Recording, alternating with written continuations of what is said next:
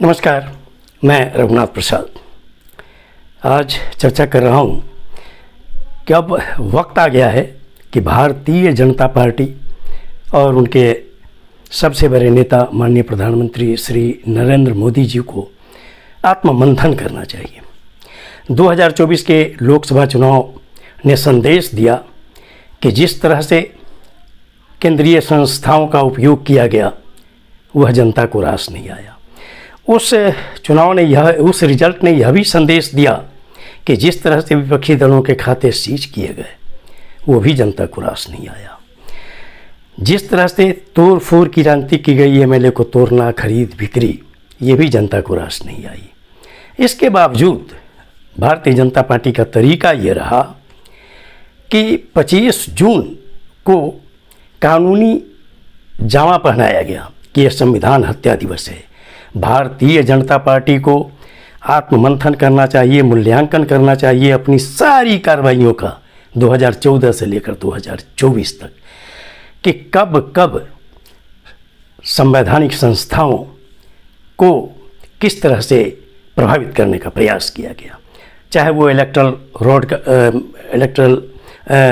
जो बॉन्ड है उसका सवाल हो, विरोधियों के विरुद्ध जो कार्रवाइयाँ करना है वो देखार होकर करने का काम हो, जो जिस तरह से सत्तासीन 2 मुख्यमंत्रियों को जेल में भेजा गया ऐन चुनावी मौके पर, ये सारी जनता देख रही है कि क्या ये संविधान सम्मत कार्रवाई है। और यह भी दिख रहा है कि दल बदल कराओ, चाहे जितने भी बड़े बड़े भ्रष्टाचारी हों जिन पर भारतीय जनता पार्टी टोंट करती रही, जनता में प्रचार करती रही और उनको अपने गले लगा लिया, बड़े बड़े पदों पर बिठाया।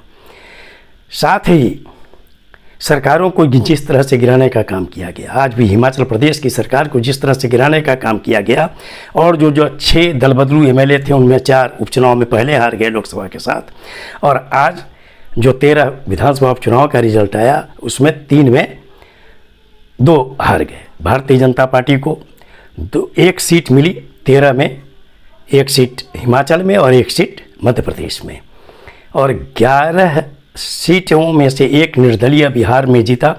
वो श्री नीतीश कुमार के मंथन की चीज़ है, क्योंकि उनकी भी जो अलट पलट करने की कार्रवाई है उनको एक बहुत बड़ी सीख मिली है। लेकिन भारतीय जनता पार्टी के लिए बहुत बड़ी सीख है, क्योंकि अभी एमएलसी चुनाव में जो नोटंकी हुआ महाराष्ट्र में वो भी जनता देख रही है। और आज जो रिजल्ट आया, एक अभी लोकसभा में तो अयोध्या सीट हार गई भारतीय जनता पार्टी।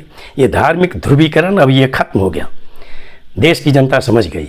अब माननीय प्रधानमंत्री जी भी इस बात को समझे, भारतीय जनता पार्टी भी इस बात को समझे। बद्रीनाथ में जो एमएलए का रिजल्ट, आज अब श्री अवधेश प्रसाद जी की तरह श्री बुटोला जी को प्रसिद्धि मिल गई है आज के रिजल्ट से। यदि लोकसभा चुनाव का रिजल्ट क्लियर कट जनता का संदेश था कि अभी भी संभलने का वक्त है, और उपचुनाव के रिजल्ट ने साबित कर दिया है कि अब कोई जो चाहेंगे कि बस माननीय प्रधानमंत्री जी के चेहरे पर अब चुनाव जीत लें, अब वो दिन दूर नहीं जब अब विपक्ष आने वाले हर विधानसभा चुनाव में अपने विजयी होने के अभियान को आगे बरकरार रखेगा, बशर्ते विरोधी दल जहां जो मजबूत हैं, और कांग्रेस पार्टी की इसमें सबसे अहम भूमिका होगी कि अपने नेता उनके कार्यान्वित रहें क्षेत्रों में गरीबों के लिए, उनके कार्यकर्ता कार्यान्वित हों, और हर बूथ लेवल पर कार्यकर्ताओं की फौज खड़ी की जाए जनता की आवाज़ को बुलंद करने के लिए।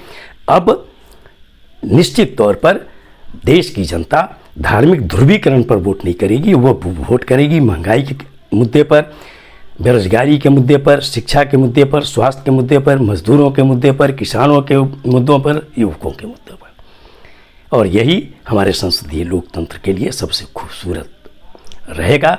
आज के 13 विधानसभा उपचुनाव के रिजल्ट ने आंखें खोलने का काम किया। ये वीडियो आपको अच्छा लगा हो तो निश्चित तौर पर लाइक करें, शेयर करें।